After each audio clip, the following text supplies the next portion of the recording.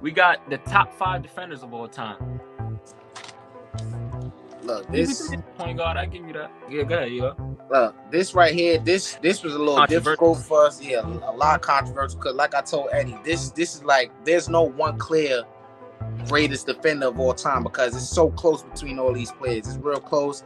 It's a lot of context you got to put. A lot of context that favors other players, and a lot of context that doesn't favor others. You know what I'm saying? But I feel like hold on, before you start your list, to add on to what you're saying, like, yeah, I feel like my whole 5, I can argue either one of them as the greatest defender of all time. From 1 through 5, my 5, I can argue either one is the greatest defender of all time, in my personal opinion. Maybe not one person. I might be able to argue all, but if not, then I know for a fact I can argue at least 4. But you can go ahead, Eli. Right, yeah. Like I said, this defensive player of the year, it's not like the GOAT debate where it's far and clear who, you know, is the general consensus who's at the top of that debate.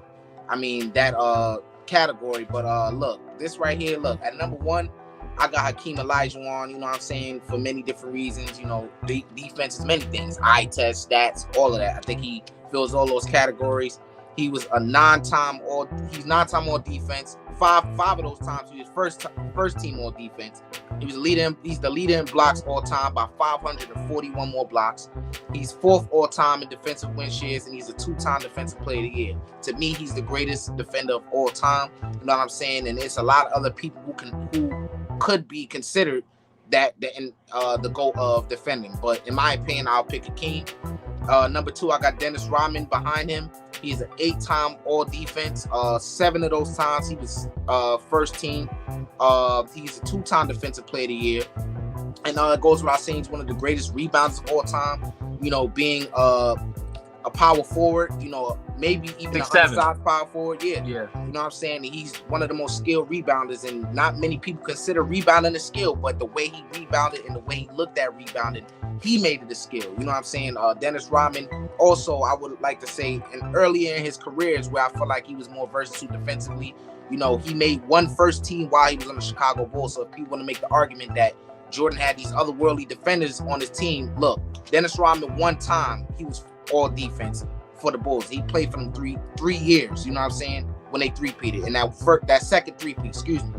And I feel like he was a better defender when he was on the Pistons. He was picking a lot of guys up at half court, had a lot more effort on defense, you know what I'm saying, and a lot more versatile, like I said. And then at number 3, we got the Dikembe Mutombo. Dikembe Mutombo, you know what that means, bro. You know what I'm saying? 6-time all defense. 3 of those times he was first team all defense. He led the league in blocks 3 consecutive years. He's a 4-time defensive player of the year. You know what I'm saying? And the reason why I don't have him ahead of those guys is quite simply because he wasn't better defensively longer than they were, if that makes sense. You know, then at number 4, we got Michael Jordan, 9-time first team all defense. One of, I think, 4 players to have the most defensive first teams in NBA history. You know what I'm saying? Yeah. Goes without saying, also a defensive player of the year. Led the league in steals 6 times. You know what I'm saying? This man was a tryhard on defense. Put respect on his name. You know what I'm saying? He's the GOAT for a reason. Then number 5, we got his running mate, Scottie Pippen. 8-time first team all defense. You know what I'm saying? Very versatile player. A lot of people feel like Scottie Pippen was better defensively than Michael Jordan. You know what I'm saying? You know, that's a debate for another day, but Scottie Pippen definitely belongs in the category with these guys. Definitely. That's my top 5 all-time defense.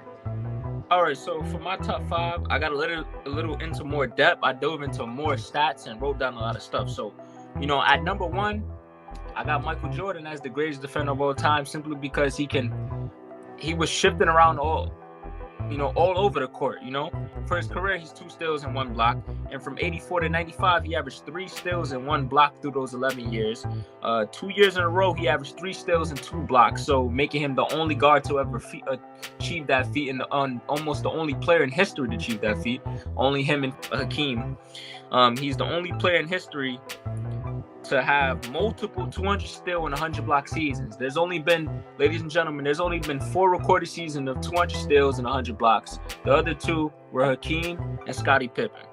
You know, he had a 103 defensive rating through those 11 years. He had 64 defensive win shares, a 2 times leader in defensive block plus minus, meaning he was one of the more contributed defenders to the Bulls championships during their runs.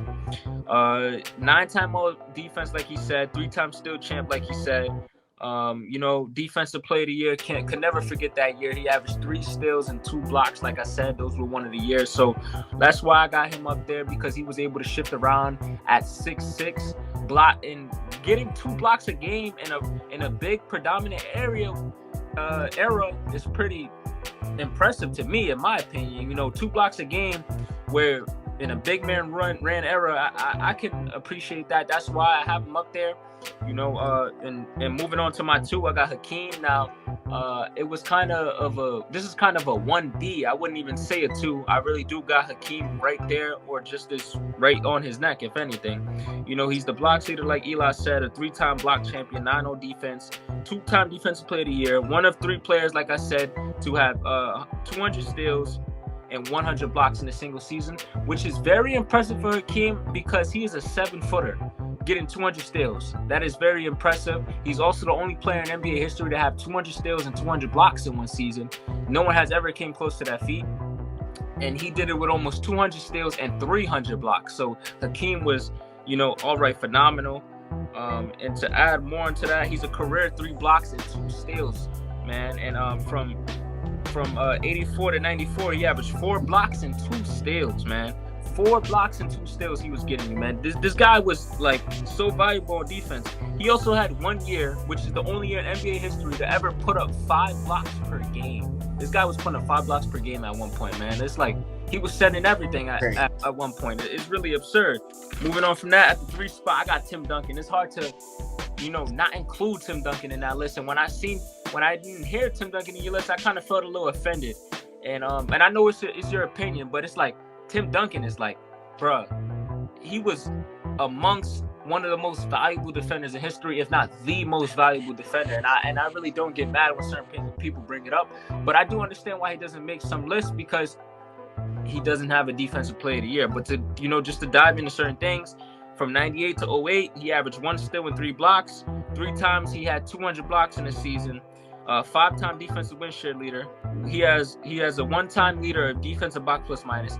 And the crazy thing is that this came at age 40. So at age 40, he was the most valuable player on defense on the court for the Spurs. He has 67 defensive win shares between 98 and 08. In a 10-year span, he got 67, which is more than MJ's career, man. And MJ played 15 years in the NBA. And just in 10 years, Tim Duncan got 67. So 5 times Tim Duncan led his Spurs to the #1 defense, which is very valuable to me. I take a lot of value in that.